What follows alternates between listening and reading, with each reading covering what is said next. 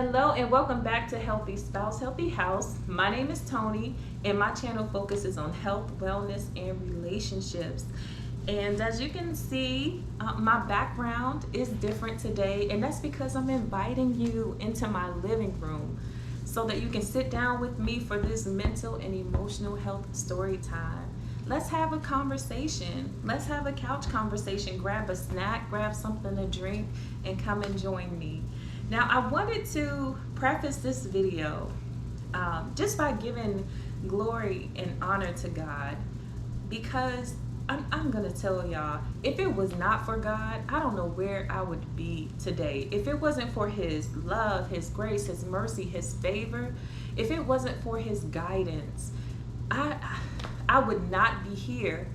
I wouldn't be here in front of you today telling my testimony, sharing with you different things that He's given me to help me throughout my life, and especially during this story time that we're getting ready to talk about. Now, I could spend days, y'all, talking about so many different things and so many different experiences. I can spend days giving you plenty of mental health story times and emotional health story times, but I chose to give you the story time the one that actually made me reach out for help and made me get help for my mental and emotional health. And this story time spanned for over a few years. And so yeah. So let's just get started.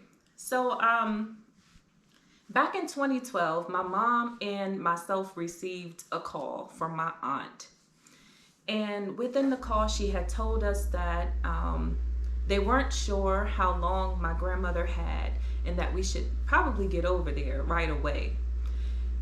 And so my mom and myself, we dropped everything that we were doing. We dropped everything and we rushed over to my aunt's house, where me, my mom, and my aunt then went up to my grandmother's room, and we all began to pray.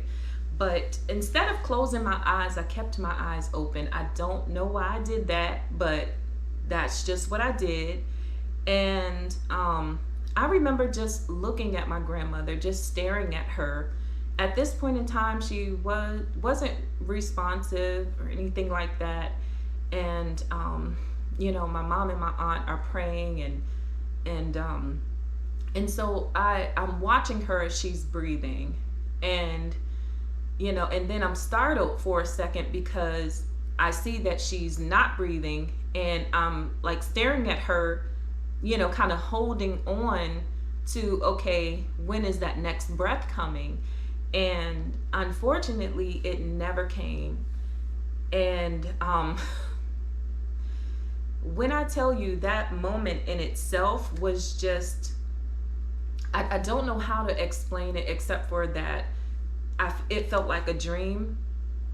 And I remember me telling them that she's not breathing. And, we had a moment. We were already emotional. We were already going through whatever we were going through. And my aunt, her being as strong as she was, then had to call other people and tell them about, what had just occurred, and let them know that my grandmother had passed. And she even had to call the coroner and, all of the things that dealt with what was going on. And I just remember it being just like a dream, or feeling like a dream. Like I wasn't, like I was experiencing it. It felt kind of real, but then it didn't. And so, just going through that whole situation was a lot. We had lost a prominent figure in our family, the matriarch of our family, my grandmother, whom we called Mama. And the way that it hit my family was devastating, and it set us on a path where we were just grieving of course, we held on to a lot of joyous moments because that's just the kind of family that we are. But we were still grieving, y'all. We were still going through. There was so much that we had to just like take in and come to grips with, and what our new normal was going to be. Uh, so so we lost the matriarch of our family, and there are so many other stories that I can tell, even dealing with that situation. But but for the sake of time, let's move on to.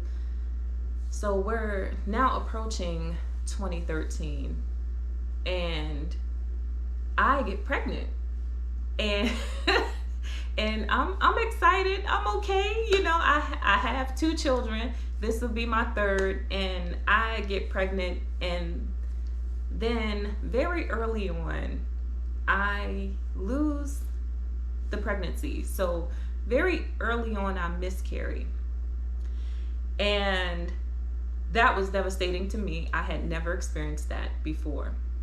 So I'm already, and I'm still grieving the death of my grandmother. And now I'm still in a continued state of grief because now I've lost a baby. And that was a very difficult time in it of itself, on top of just losing my grandmother months earlier. We fast forward to a couple months later, or a few months later. Guess what? I'm pregnant again, because I don't know. I think I was trying to, I don't know. Like we weren't trying not to, but we weren't trying to. It was a weird moment. Like I said, I don't know if I know that I felt the void after the miscarriage, and I don't know if I was trying, if I was just like, well, if it happens, it happens. I think that's what it was. And we get pregnant again, and you know, we're excited about it, and my husband's always been excited, and I'm worried a little bit because I'm like, okay, well, we have two little kids already, you know, a third one. Okay, well, we'll make it work, you know. And so I'm pregnant, and then another family member of mine, a very close family member, is pregnant also at the same time. So this was a very joyous occasion. This is that next year. This is in 2013, and we're pregnant together. And you know, if you know how it is when you and someone you're close to are pregnant together. So we're pregnant together. And then a few months into that family member's pregnancy, she starts to have complications with the pregnancy that eventually led to a premature labor. And with that, she ends up giving birth to her babies, but they did not survive for long after giving birth. And I remember how I felt during that time, and I could not imagine how she and her husband felt during that time. I could not stop crying. I was still pregnant, and I had so many questions for God. I was like, why, God? Why? You know, how? Like, what? Especially when it happens to a person who was so nice to other people and just always, you know, pleasant, always supported other people constantly. And you're like, okay, this is something that this person desires.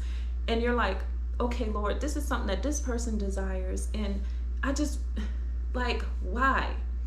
And so there was just so much going on in my heart and in my mind, with my emotional health, with my mental health, even concerning this situation, that there were times where I felt certain things even about my pregnancy. And So now we're in a continuous state of grief in my family at this point in time.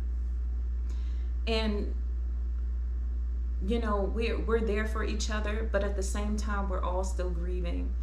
And so my pregnancy continues, and I go on to have my daughter in 2014. And so, guys, this emotional and mental health story time is going to have a couple parts, I see. So just join me for part 2. It's coming right up. All right, bye.